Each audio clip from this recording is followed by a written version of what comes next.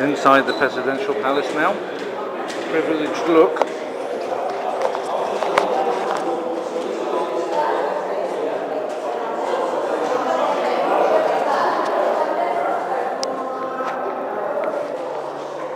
Oh.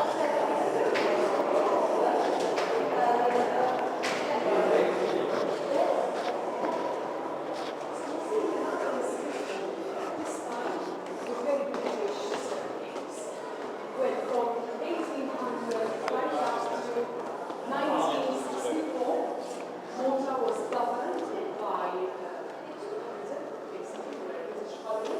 and these were the governors who governed all the municipalities.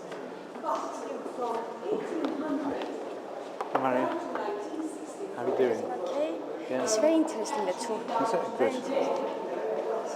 Cheers. was no longer residents, simple flocks. So from 1800 onwards, Kuchiwa please. Ogenki desu ka? notice that these steps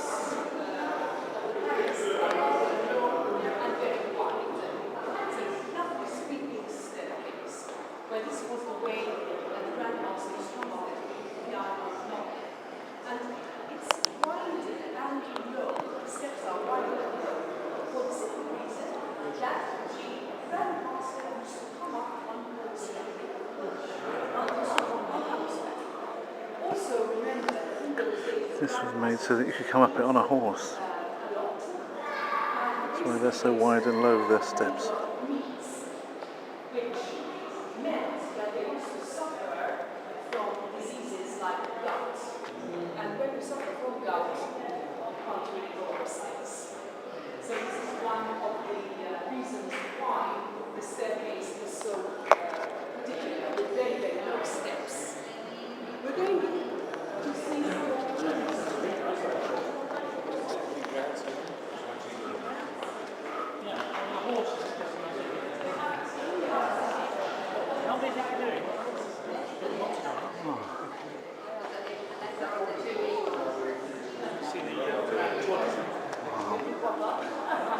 after the elections, you're right.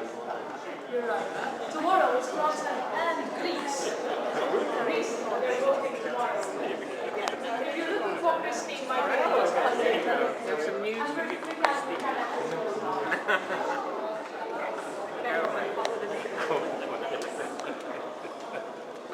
They are producing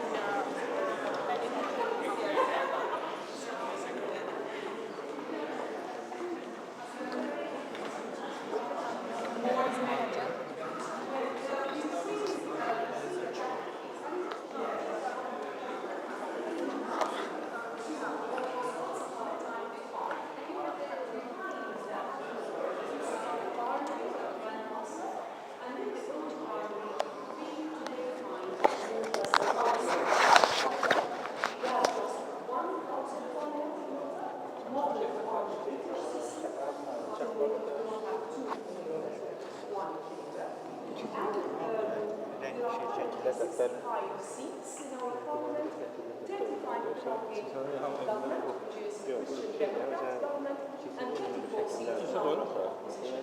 And in opposition, there are the socialists. Right?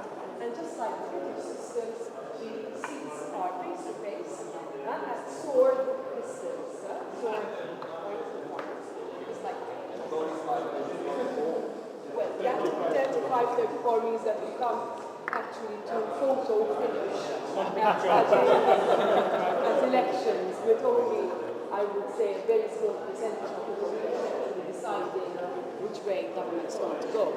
Well, we also see portraits here of various grandmasters who lived here, who operated here, and each and every grandmaster had two portraits made.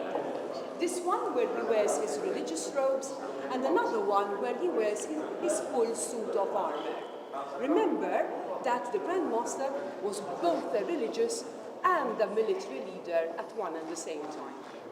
Underneath the portrait of the Grandmaster, you will find the name of the Grandmaster, the first date here of the date when he was elected, the second date is the date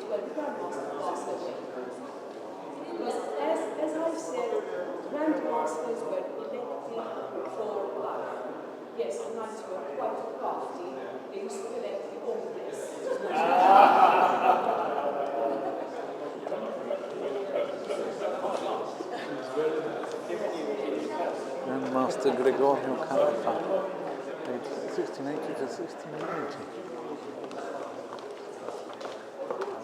In the council chamber. The council chamber was a room where the ordinary council of order meet to discuss the day-to-day running of the country and the day-to-day running of the order. This is also known as the tapestry room because around us is a unique collection of tapestries.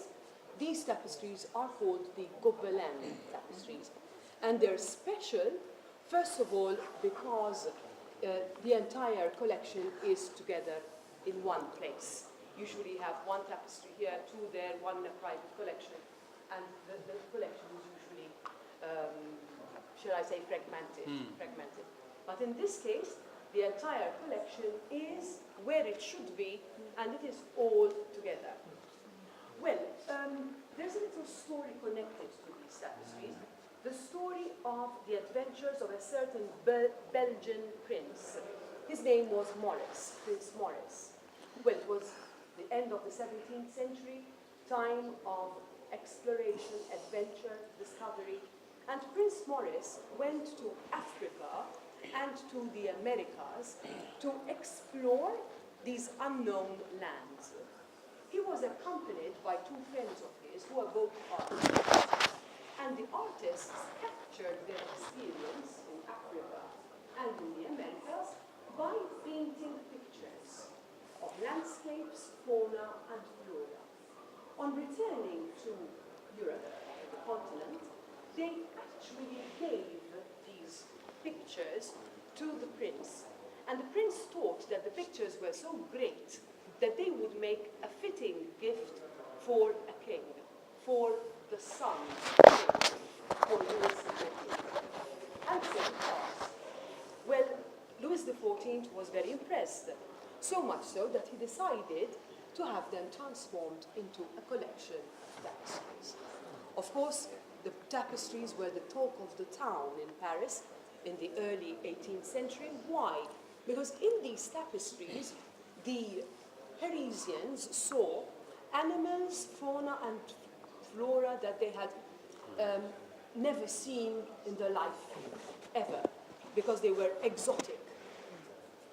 Well, during this same period of time, a new Grand Master was elected for the Order of St. John. Ramon Perellos, who was a Spaniard, became the new Grand Master. In between the large tapestries, you can see the coat of arms of Grand Master Perellos. No, Perellos, pere, are pears. So, the Grand Master wanted to give the Order of St. John a prestigious gift. Each and every new Grand Master gave the Order of St. John a prestigious gift upon election. And this Grand Master wanted to make a good impression, so he ordered a collection of tapestries exactly like the ones in Versailles, with one difference. His symbol, the pear, the golden pear. And if you look at each and every tapestry, you can see pears sporadically placed here and there by the weavers to show that these were specifically done for Grandmaster Perellos. 10 pieces to cover the whole wall. Notice the trompe-l'œil effect, the framework around the tapestry, which gives the tapestry depth. This is illusion. This is illusion, very cleverly done by the weavers. These tapestries were handmade using natural dyes, plants, dyes that they made out of plants and minerals. They have never been restored. They have only been cleaned. And you can see the colors, which are splendid. I assure you that it's very, very difficult to find a yellow like that, a green like that, a pink like that in a collection of early 18th century tapestries. Usually they're monochrome, they lose their colors, but here the colors are perfect. The tapestries represent basically fauna and flora from all the continents of the world, except one. Australia. So do not So look what's for that? the kangaroo because you'll be disappointed. So what's that casserie? The lower part of the tapestries was done That's Australian. by children. Casserie is Only Australian. children with small fingers can actually reach this minute detail. Notice that the lower part is much more intricate than the upper part. In 1 centimeter square, there are about 300 stitches. How can she say That there's an is where Australian when children's that's a fingers cassowary? came in useful. They're in cashmere and in silk, and they're unique because the It ones is on the Australian. side were, Casseries are Australian. This is Australian. Yes. there is a copy of these tapestries in the Mobilier. They have a copy. I'm going to ask her. Above the tapestries, you can see naval battens of the order, and of course a lovely wooden ceiling. This is a Renaissance ceiling, and a wooden ceiling in a house in Malta symbolizes wealth, great wealth. Why? Because we have no forests here, no woodlands here, so you have to be a grand master to have a timber ceiling in your house. Right, let's go and see the can I other ask one rooms. question? Yes, tell me. What's that bird there with the crest on it? Well, looks like an emu to me. Looks like It's an not- emu to me. So it's not a cassowary? To me, it looks like an emu, but there is a very good book, actually written by a friend of mine, where she actually studied, it was her master's degree dissertation, where she actually studied all these tapestries, and you'll find it. The ostrich would perhaps be the one at the back. The gentleman is referring to the one in the front. Okay. So To if, me, to my but eyes, an it emu looks, isn't from Australia? not only, I see. no. So he found this outside The- Australia? Well, it could be a rhea, because in South America they No, have the rhea. Oh, that's a definitely, point. A rhea, but they don't have yes. crests. So they, and they mix it up. Yes, definitely Australia they did not know about in those days. So Yeah, kangaroo, no. the rhea. Right, so let's go and have a Right. look at the other.